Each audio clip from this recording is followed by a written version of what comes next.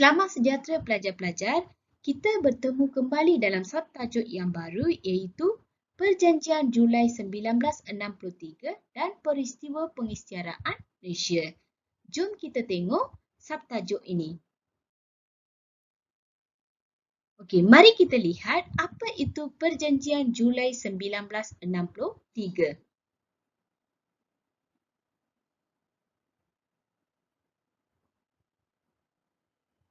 Perjanjian Julai ataupun lebih dikenali Perjanjian Malaysia ditandatangani di London.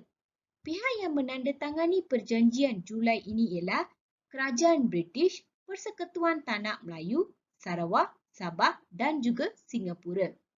Prinsip utama Perjanjian Malaysia ialah mengiktiraf hak yang sama kepada semua negeri dalam Malaysia. Ini adalah prinsip utama perjanjian.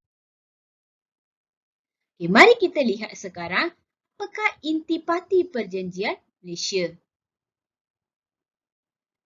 Pertama ialah hari pembentukan Malaysia ialah pada 31 Ogos 1963. Sarawak, Sabah, Singapura akan menjadi ahli dalam Persekutuan Malaysia bersama Persekutuan Tanah Melayu. Kerajaan British akan mengiktiraf kedaulatan Sarawak, Sabah dan Singapura dalam Malaysia. Memberikan kelebihan kepada Sarawak dan Sabah menubuhkan Kabinet Negeri. Memperuntukkan tempoh masa peralihan contohnya dalam bidang pentadbiran awam serta pendidikan kepada Sarawak dan Sabah. Kerusi parlimen diberikan pada Singapura ialah 15 kerusi, Sarawak 24 kerusi dan Sabah 16 kerusi.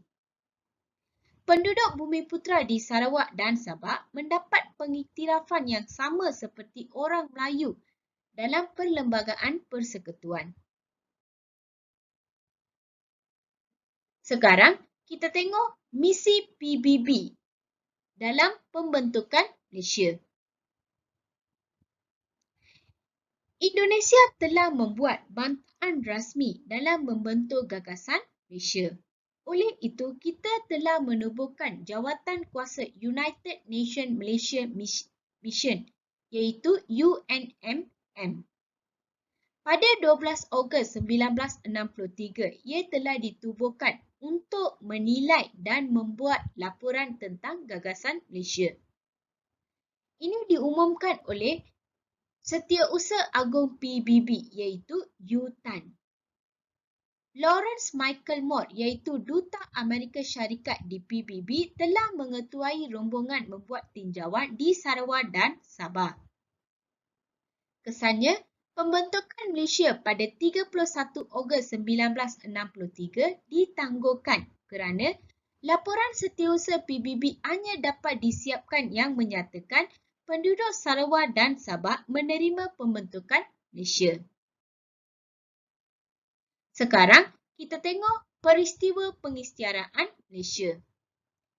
Peristiwa pengisytiharaan Malaysia telah dibuat di Kuala Lumpur yang di-Pertuan Agong membaca pengisytiharan Malaysia di Stadium Merdeka. Ini disaksikan oleh Tunku Abdul Rahman.